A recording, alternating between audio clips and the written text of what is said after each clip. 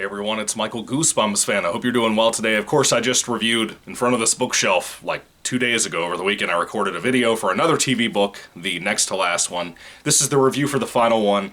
My poor wife is still not feeling that great. I think she's got some kind of really harsh cold. Her cough is getting better though, so that's pretty nice. And, it's Monday morning. I thought, I would just come down here, do the recording for today down here while she's kind of resting upstairs before she goes to get some other stuff done outside of the house. She's got some small things she wants to do. But anyway, I figured I'd get out of her way. She wouldn't have to hear about Goosebumps for the billionth time while she's, sick. I love that woman. She's so sweet. Rachel, I love you if you happen to be watching this. Anyway, folks, this is the final review for the final TV book I have. The novelization series of novelizations about the TV scripts for the old 90s show, adapted from those old original classic OG 62 Goosebumps books we all love deeply. This one's the final one. I wanted to save the one that I remembered liking the episode so much. Not the best of all of the TV books, but just I wanted to make the final one really good. Of course, the last one I read was Cuckoo Clock of Doom. Really solid, really enjoyed that. Typically, these books are very consistently just okay, just fine, just decent. This one is above average, I think, for what these TV books typically are. And I kind of felt that way in a lot of ways, not entirely, not in its entirety either, for the episode. And that particular episode and book and everything are Goosebumps Presents TV book number 11, Let's Get Invisible. I love the idea of haunted mirrors, even though this is not really the case with this particular book, with this particular concept involving this mirror. I really love the story from the original book. I think the original book is for sure the scariest, the creepiest version of this story, from Stein, of course. The episode itself was a little goofy, if you will. It's not great, but it's good. I liked it for what it was. It's pretty fun, pretty watchable, and I can't wait to go back to it at some point and rewatch it. This particular story, of course, is a novelization of just the episode. It's not just the original book with a new cover. I like to clarify that and a lot of other things as I go through this review. Every single time I review one of these, just to make sure people don't get confused, people don't feel the need to buy this one or get mad because they bought the wrong book, or anything like that. So I just like to clarify for you guys, just so you know. This is adapted by Megan Stein from the teleplay by Charles Laser, based on the novel by R.L. Stein. It's about 60 pages long, very short, very, very short book compared to regular old Goosebumps books. Now, what is this one about? Well, basically, there's a young man and his friend, and he has a younger brother, too, that's probably like 8, 9, something like that. They all are playing around and poking around in the attic.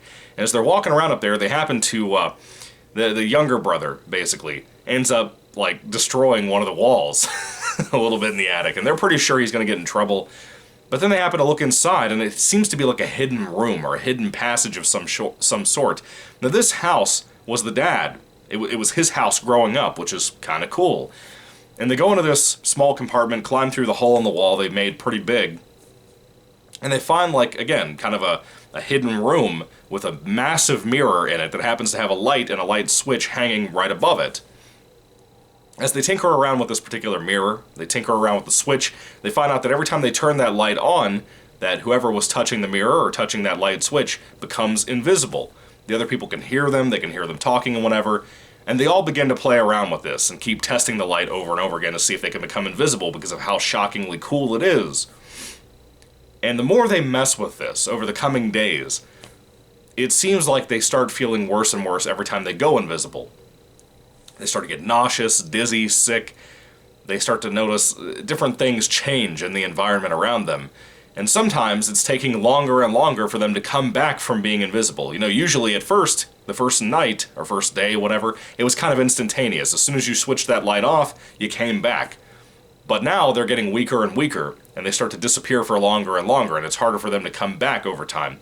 And that's pretty cool as a concept. To me, that's a pretty cool idea, and I had never read the original book. I had never seen the episode when I was a kid, as far as I know, as far as I can recall.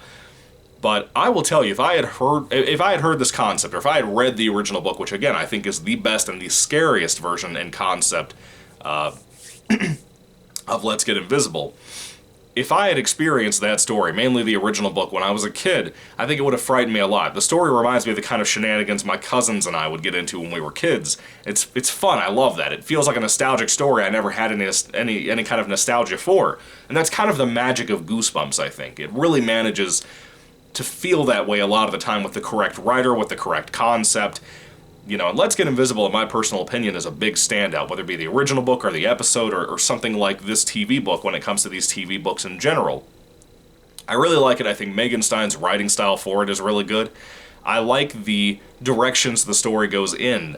And I think even the ending is really kind of nuts, you know, like a little bit like a little wacky, if you will, if you want to call it that in a nice way. It's a little wacky by the end of it, and I like that about it too. I really don't have much more to say about it. I don't want to spoil too much for you guys who haven't read the book, but do I recommend it? Absolutely. I really, really enjoyed this book. And the last thing I really want to talk about too is that these TV books typically, to be promotions for the TV show, they typically have kind of blurry photos for like 8 pages, colorized and everything, for you guys when you buy the book.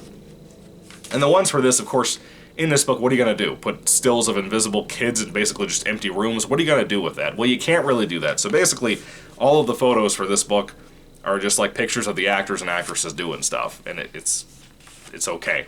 You know, that's kind of like the weirdest part of the entire book, as you can tell. These pictures are less blurry than many of the other ones that I saw in previous books. And again, there's about 8 pages of these.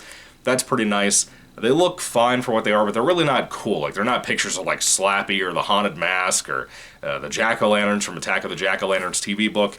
It's nothing like that. So, it is what it is. With that being said, though, that is pretty much all of my thoughts on the final TV book I had to review, and that is Goosebumps Presents TV book number 11, Let's Get Invisible. It was a cool read. I enjoyed this. Again, it's very well paced. Probably above average, in my personal opinion, when it comes to these books. If I had to rate this one, it's a pretty high 3 out of 5 stars. It's almost close to a 4, closer than a lot of books get to a 4 out of the TV books for me. I think it's very well done, very well executed when it comes to the writing style. Again, it feels like Stein, R.L. Stein at least, wrote this, even though Megan Stein is the one who wrote this. Pretty cool. I like it a lot. With that being said, though, as you can tell, I'm still waiting on the Series 2000 book that I have left for the original cover of Attack of the Graveyard Ghouls, so I can do that final video on Series 2000, ranking all of the covers from worst to best. But now that I've finished the TV series books, after I uploaded both of the videos today that I had left for these 2 reviews, for Cuckoo Clock of Doom, Let's Get Invisible, now I can start ranking these books from worst to best. I'm probably going to go ahead and record that worst to best video next.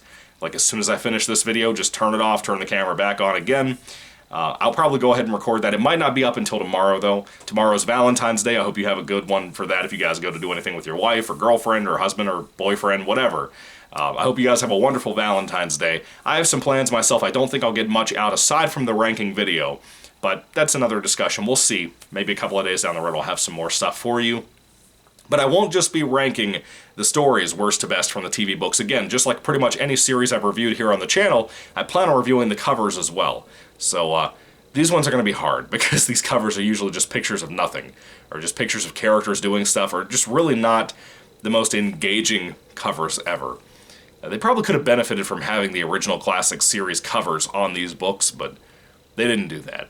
Anyway, there's 18 of them. I'm going to do that video eventually, sometime in the next, like I said, probably the next hour or so. But with that being said, thank you all for watching. I hope you'll tune in for all those ranking videos that's coming out. Those will be out throughout the week. It's going to be kind of a weird week. I won't have as many reviews probably because of Valentine's Day kind of getting in the way, because of chores around the house getting in the way. It's going to be kind of a busy week at work, just so you know. Just wanted to let you know ahead of time.